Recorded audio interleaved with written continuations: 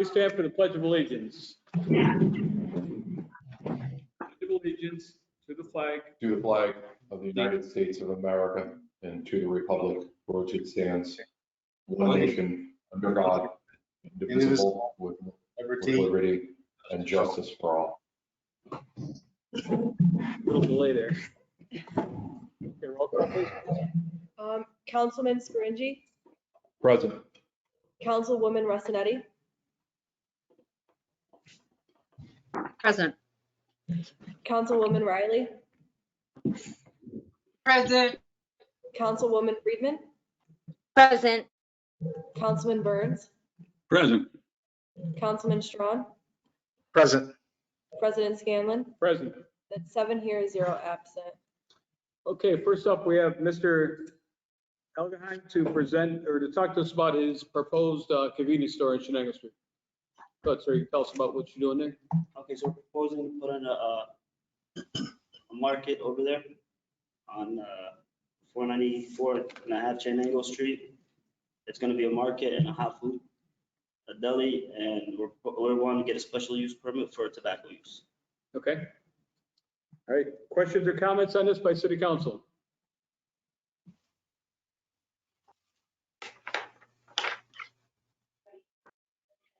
I guess I have a question. Can I say something? I don't know if you can hear me. Go ahead. Council. Yeah, so I'm just wondering, I believe I read here somewhere that there are a couple other businesses that are selling tobacco there at this point. Yes, there are two other businesses. One that's actually on the same land as the school, like right on it. And the other one that they just approved about a year ago, less than 100 feet away from the school. Less than 100, say the last part again, I'm sorry. It's about 150 feet away from the school. Okay, so I guess this is, I mean, it's not just, you know, a question for you, it's for anybody. I'm just wondering, how did that happen? How did those businesses, how were they allowed, do we know, to actually be able to sell tobacco right next to the schools? When my understanding is that they're not. So does anybody know? Do we know the history behind this? Sophia, I would, Councilman Rossanetti, I would assume that the ZBA was involved with that, the Zoning Board of Appeals, and somehow they approved it. I'm not sure why. That's a long time ago. Obviously, that convenience store's been there for a lot of years. But I hear what you're saying. I agree. How did it get passed then? You know, and how did the other one get passed a year and a half ago, and the one at Shenango Street? So I'm not sure. Go ahead. This is Matt from Corp Counsel. That's basically right. The process used to be that it would go through zoning. The process has changed. I think the feeling was that it was more appropriate for city council to grant these sorts of approvals rather than going to the Zoning Board of Appeals, going through the zoning code. So this essentially goes through planning now. It's part of the site plan review, which this has gone through site plan review over the last couple of months, and now we're here at City Council for final approval. But that's the basic history, is that it did go through ZBA previously. Following the last approval, the feeling was that City Council is better equipped to review these and make these decisions, and so now it goes through City Council after getting a recommendation from the Planning Commission. I would comment on this. I would go, Councilwoman Riley, go ahead, please. Yes, so now that the process has changed, because there is an ordinance that was approved by the council in 2014, we are ultimately accountable for anything that moves through this group with our names on it. Are we able to go backwards in terms of the approval processes for those that have been given a waiver or were allowed to go against the ordinance that has been in place since 2014? I would think not, right? I'm sorry. I would only think not, only because they've already been given that grandfather clause. But they did not, well, not necessarily if they didn't follow this process. Well, if Well, the if the process didn't exist at that time, they would obviously not be beholden to that process. Corp counsel, can you give some feedback? Yeah, that's something that we would have to look into, but initially, the process at the time, the ZBA process was what governed. It was part of the Right. zoning code. My understanding is that this was a recommendation that came, I can't recall off the top of my head. It came from some organization with the state to put it in the zoning code, and that's the way that we should do it. We changed the process because we felt that that wasn't the best way to go. But ultimately, if that's something that you would be looking to do for these businesses that have already received waivers, we can certainly look into that. I can, bring that up with Ken tomorrow. We can see what we can do there. Thank you. Yeah, I guess for me, it's whether it's ZBA or a city council. I'm just wondering, what was it? Why didn't we follow the rules that were in the books? What was it that made them qualified, or whatever the word is, for a waiver? I'm kind of torn about this. I really am, and I would like to have more information. I have a question. Go ahead, Councilman Burns, go ahead. Yeah, do they sell alcohol? And also, are you going to sell vaping products as well? No, none. No what? No alcohol, no lottery, no vaping products. Okay, thanks. The vaping, I think.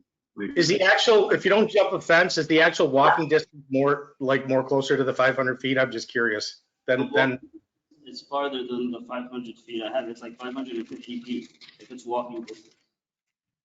otherwise you'd have to jump a fence if you're talking a straight line, right? That's what we were. Right. For some reason, they measure these as the crow flies. I don't know why. Right, that's just the shortest distance between two, but for kids, they'd have to jump a fence to get there in less than, it'd be more than 500 feet for them to use the sidewalks or whatever. If you could fly over, yes. Yeah, 500 is the walking distance.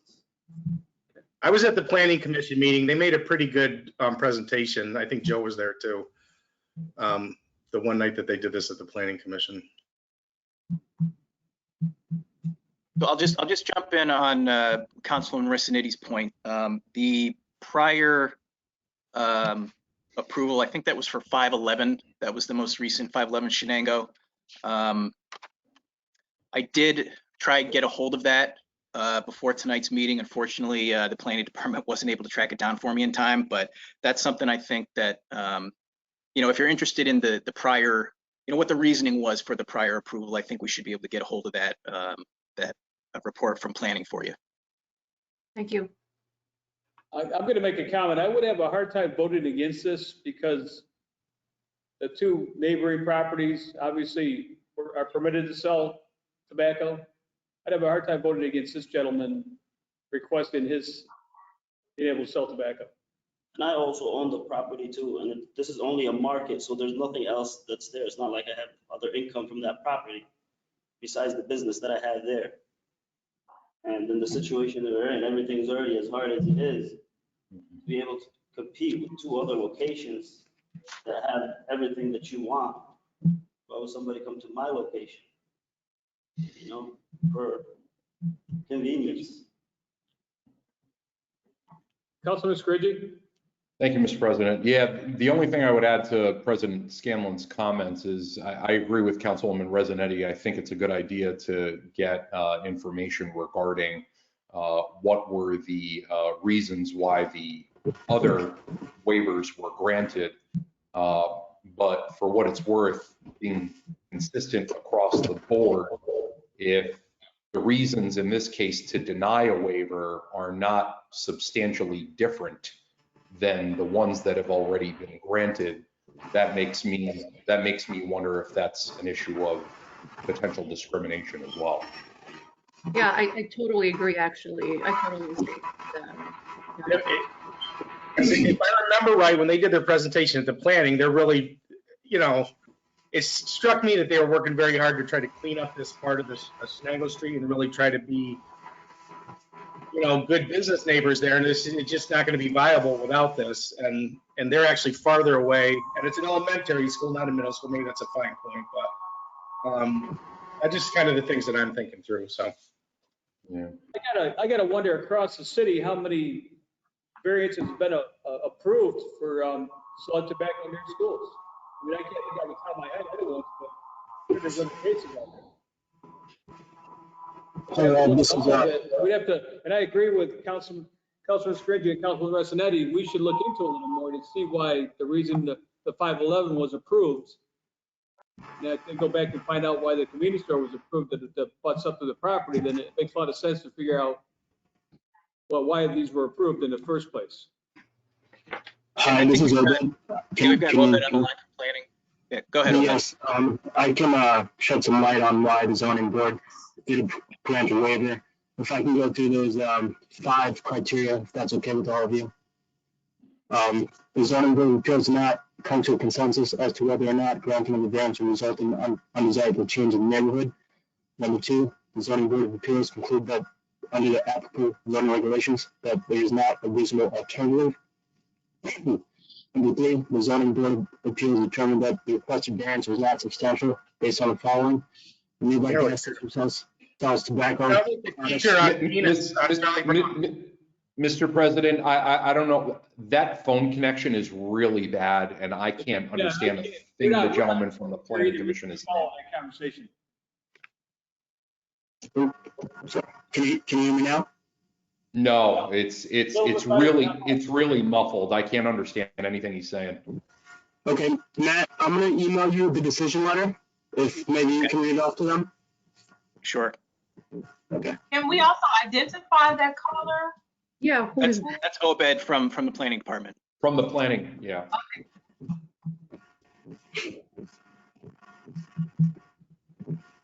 What are we doing? Is there any other questions or comments on this right now? All right, thank you. We'll have some more discussion on this, and you can check with planning, okay? Or does it check with planning? That's for approval, final approval? I mean, I just want to say one thing. That Sure. I believe the reason that they gave what he's going to do is about 511 is because they used to be a store, and that's why they approved it, because it was at one time and they just shut down and then they rebuilt it. But that's the same thing with my building. Yeah. I just want to add that we were the Grand Union, and then even more recent to that, at the zoning department, it was approved to be a market. I don't know if they had gone through the whole process, but it was approved to be a market.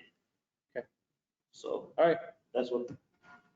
Yeah, we'll have some more discussion about it, get some more information, and you can check back with the, I assume the clerk's office to see how the discussion went. Do you know how long before? I don't assume it's too long. Well, it would be at least 2 more weeks before another meeting to talk about it. And then it could go on the agenda for a vote on Wednesday after that. Okay, thank you. So if they have any more questions from me, do they email me or do they want to ask me anything else? Well, we can have them go through it. If there's any more questions for this gentleman, go through the clerk's office and they will get in touch with this gentleman and he'll have the answers for us at that point.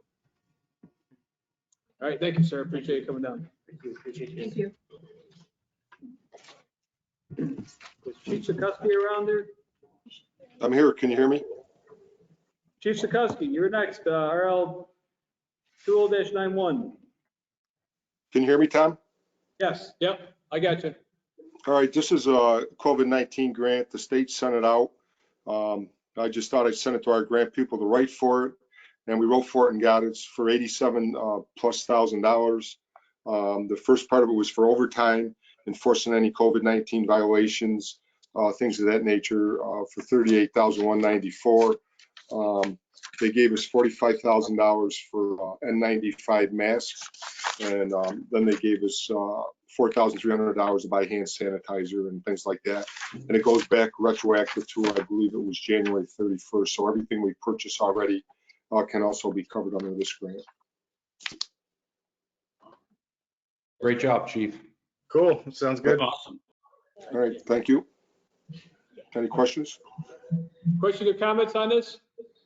I got one. I have a question. This is Oh, How did my go ahead. friend Nick Bucci's name get on it? Councilman Riley, go ahead. I think it was Aviva was asking the Oh, question. Councilwoman Friedman, I'm sorry, go ahead. Oh, thank you, Mr. President. So this grant is for all the things you mentioned specifically for the police department? I believe so, although we mentioned in there the Parks Department, so I think, I'm not sure. We may be able to use it for everything else, because I really don't see us, just the police department, spending $87,000 at this point. You know, nobody knows how Right. long this is gonna go on. So I'll certainly look into it, and I know it talks about us enforcing rules in the parks and things like that, so, and that's part of us getting and enforcing, you know, people breaking rules in the parks, so, I guess I'll have to find out to let you know for sure, but well, certainly I don't believe the police department on its own would spend that 87,000 at this point.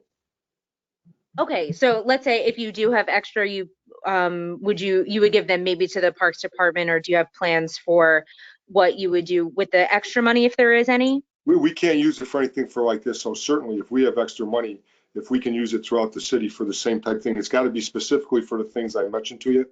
But certainly, if we can use it for parks or whoever, we certainly will. We can't Okay, use it for great. anything Thank else. you. You're welcome. Right. Gotcha. Thank you. Other questions or comments? Yeah, I'm just wondering how Nick Bucci's name got on it. Is it on? You know what? We got the email. Is it on there someplace? That's how the email came. We changed it. We sent Dear it in. Mayor Bucci, it says. Yeah, we were a little. No, We had a good laugh. I kinda like it. We had a good laugh when it came through. We saw it. It must be something that the state had when on file or something. But we changed it since then. So you must have got the original copy. It came through. We actually I asked was if that could be confused by changed that back, and too. And they said it couldn't be. Mayor David signed it. Yeah, that was what we were advised to do. We notified them that the name of the mayor was incorrect, and they said, "Don't change it. We can't change it. Just sign." So we've done as the feds have instructed. I like his name on there. I'm gonna send it to him. Other questions or comments? Thank you, Chief. All right. Thank you. Thank you, Chief. Thanks. Thank you. Ray Standish, are you there? Yes, I am. All right, tell us about RL 20-90, please. Yes, this resolution authorizes the mayor to enter into agreement with Barton LaJudas for design services for the Deco District Streetscape Improvements Project in the amount not to exceed $174,970. And this is Jared Cram as well on it, in case anyone has any other questions. I don't think my webcam can activate though. Okay. Other questions or comments on this? Hi, yes, I have some questions. Sure, go ahead. This is Councilwoman Friedman. All right, thanks, Mr. President. So this all looks awesome. I am really excited about this. However, when I was campaigning on the north side, a lot of constituents had concerns that there's so much money that goes into renovating downtown, and then on the residents of the north side feel like they're not seeing any of that investment money. So I was just wondering, like, for example, when was the last time these streets were paved? You know, because I noticed there's a lot of money going into like repaving, doing the curbs again. Do you have information about when the last time that was done?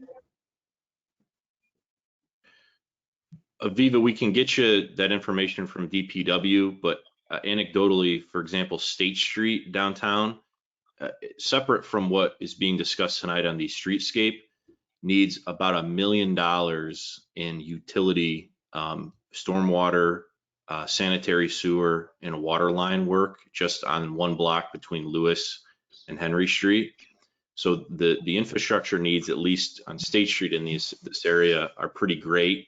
In addition, Henry Street at Water Street, that intersection is not designed to complete streets status, meaning that the crosswalks are not at 90 degrees. There's no signalized crosswalks in that area. So I hear you out about the north side, but in terms of an infrastructure standpoint, this area has significant need. We've been able to apply for some grants. Some have been successful, like the Deco District. Others have not been successful. So the need exists in every district in the city, and this just happens to be one of them. But I thought that it said that this doesn't include any kind of utility updating, right? I can't find exactly the page where I read that. It doesn't. Right? Okay. The upgrade is being done on a capital project, and it has to be completed before we can do any of the surface amenity. So you got to do all the underground work first, and then you can do curbs and sidewalks, bump out, tree plantings, that type of work after. Okay. I see. So we would need to do the utility work before all of this Deco District On State Street. update. You can do other Okay. portions of it, but the piece on State Street would have to wait until the utility work is completed. Right. Okay. And I just want to be clear. I mean, this all sounds great. You know, I very much am for a lot of, you know, the branding and the making it more pedestrian friendly. I don't want to sound like I'm not in favor of this. I just worry that, you know, our investment is disproportionately favoring one area over another. So that was just my concern with that. Other questions or comments? Thank you for clarification, by the way. Appreciate it. You're welcome. Thank you, Mr. Standish. Thank you. Okay, Jared, you're next on 20-92.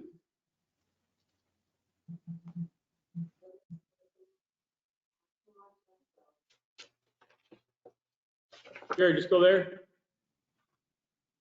Yes, I'm sorry, I was muted.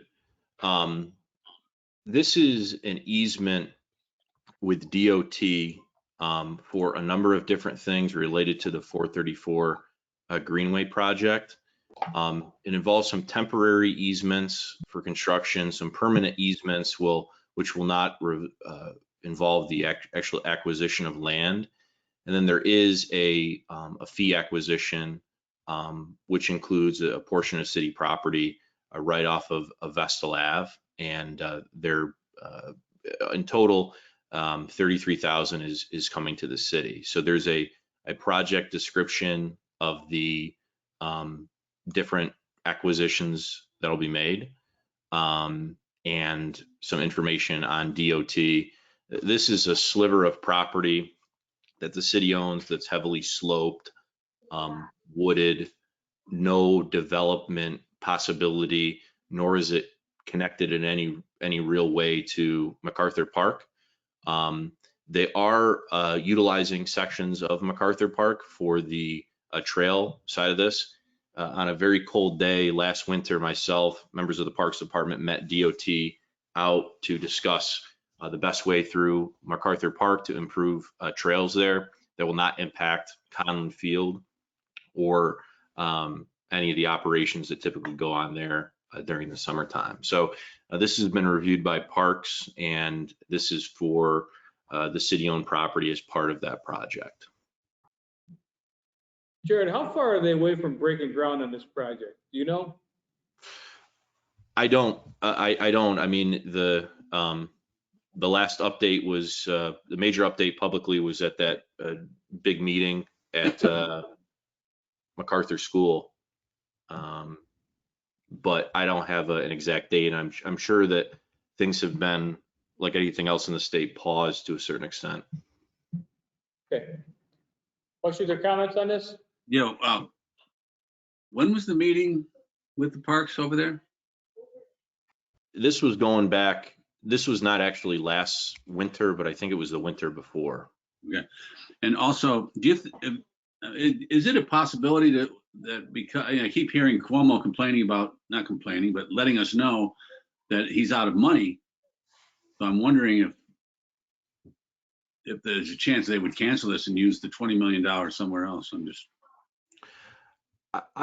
typically as it relates to New York State is when a grant is funded or a program is funded and you've got an award letter and it gets to something as far along as a right of way. And I know that this letter was dated on April 23rd.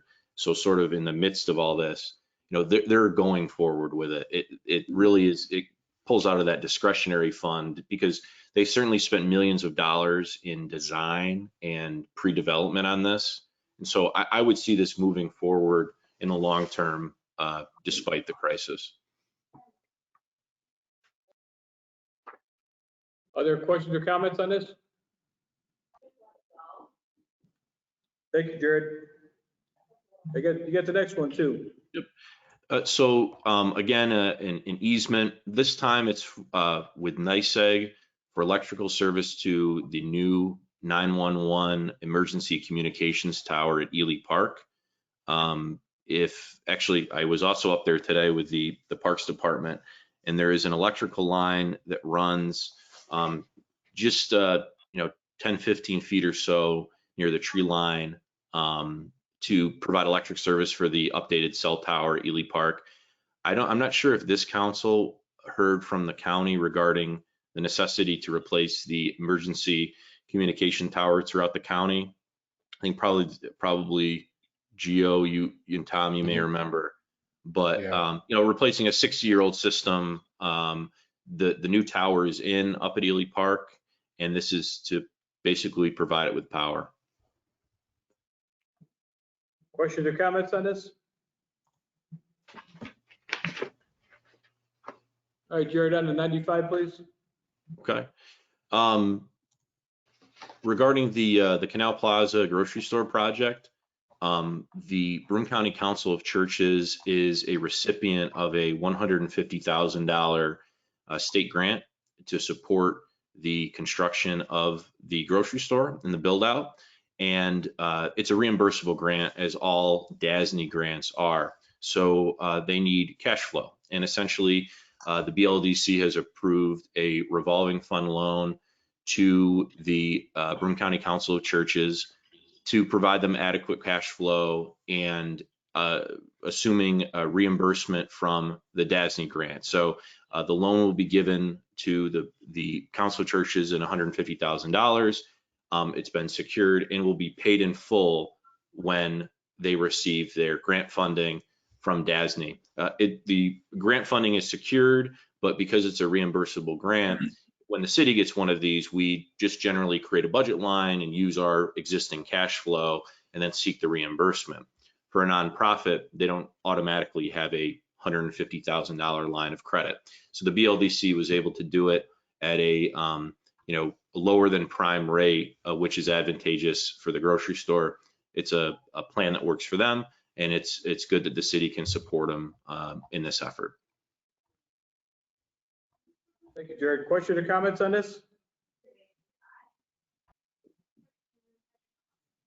All right, thank you, Jared. On to Grace for pending legislation, please. We just have one from 2 weeks ago. It's RL 20-89. It's just a parking ramp condition assessment. Okay. Anybody have any questions or comments before I adjourn the meeting? I'll take a motion to adjourn. So moved. So moved. We're adjourned.